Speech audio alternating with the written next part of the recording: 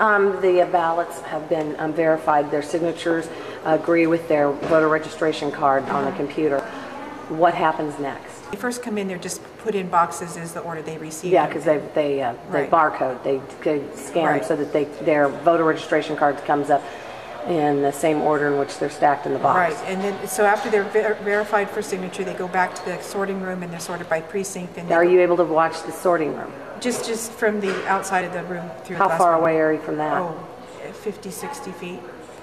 Okay. I mean, you can see a few tables close up, and you have access to wide view of the room, but there's no way you could tell what's going on the last table.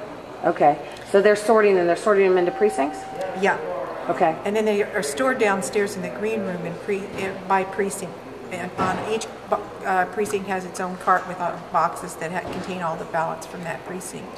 And how secure is that room? Do you have any access to that room where they're stored? Well, when I first came in, we were given a tour of that, and there was a window washer there, and he had a visitor's pass on, and he was allowed to roam throughout the building without someone with him to monitor him, whereas I had to have a monitor with me all the time. And I saw him, I was quite concerned because I saw him down by the green room where the ballots were being stored, and he had a big black duffel bag with him. I don't know what a window washer needs with a big black duffel bag. How many windows were down there in the room that he was? It was downstairs in the basement. Did you see windows down there? I didn't see any, but there might have been some at the very top. I mean, he'd had to have a ladder. I don't recall exactly, but there weren't many windows downstairs because it was a basement. What was he doing when you saw him down there? Was he cleaning a window? He was walking towards the storage room of the ballots, the green room. And I asked my monitor, I said, I don't see a monitor, a guard in that room. And he goes, well, there's one in there. And I didn't see one. I kept watching it, and finally someone later on So did you go into that room that he was heading into? I wasn't allowed to go in that room. And could you see any windows in that room? I don't recall any windows. If there may have been some at the very top of that room, but I can't say. So it wasn't in the central portion of the basement. It was on one of the sides of the basement. Right. It was on the south wall of the basement. Did he have a lot of window cleaning supplies with him? He had a duffel bag. I couldn't see what was in the duffel bag. All he had was a duffel bag. And so you just had to take it at the election workers' word that he was a window washer and nothing more. Right.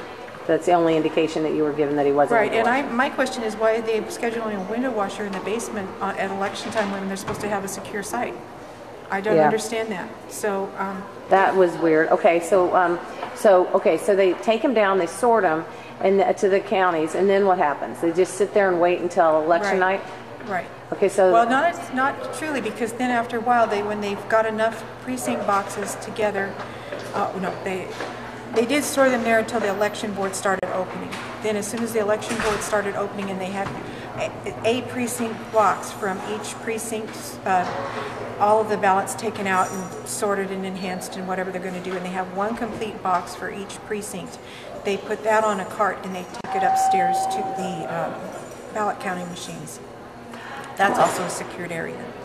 Okay. So that they can how have soon some do they results start opening the envelopes after they've checked the signatures for the election? They can do it up to 7 days before the election. They can start the election. So they can start messing with it as early as 7 days. Right. So they can enhance it, which means like when enhancing it. Enhancing it was meant to, by voter law in Oregon, so that the voter's intent is accomplished when the person votes. So if a person votes for Barack Obama or John McCain and fills in that oval, and then down in the write-in spot they put the same name down there, that would be an overvote. And so the election workers should mark out the write-in part so that the ballot counting machine won't throw the ballot out. If the election worker were to put the white sticker over the printed name on the ballot, then it would be counted as a write-in. And those ballots actually are never counted unless there's more write-ins than there are people that are elected or that are on the written part. So if an election worker wanted to, they could choose either one. They could choose the one that's printed, and then that vote would be counted as a write-in. And instead. So if they say So they would their vote wouldn't have really counted. Where are you watching the enhancement? Where did they have the observers watching the enhancement? we were on one wall, on the west wall of the building, next to the garage doors. They go to the election boards, and the election boards were in the basement of the elections office, and there were 28 tables, and we were all along one. We were really upset about it, and we asked them if we couldn't get better access, and so they moved 2 of the layers of boxes off, so now we could see their faces, but we couldn't see the paperwork on their table. So we have no idea what happened to those Enhanced ballots? Enhanced ballots. We don't know what they did to the ballots. Okay. We just said, okay, we see they the don't let process. us get very close in Washington County on the enhancing either. We're about 5-6 feet away.